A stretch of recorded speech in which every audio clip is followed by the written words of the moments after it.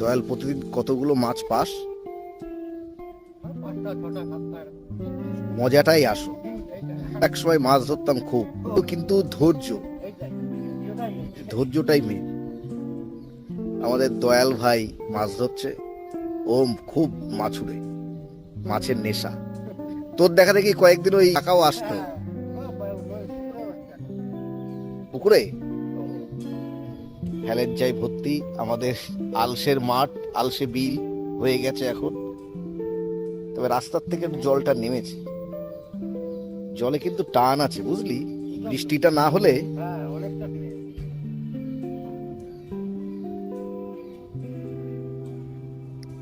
আচ্ছা, এইগুলো কিসের ছিপ?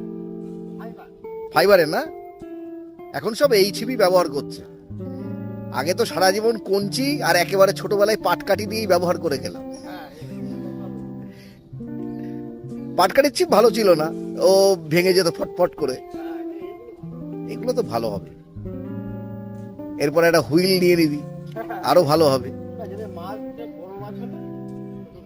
না, ছোটখাটো মাছে হুইল লাগে না। আর তুই তো ধরিস বিভিন্ন জায়গায়, সেই জন্যে। ঠিক আছে, ভালো মাছ ধর, ভালো মাছ পা।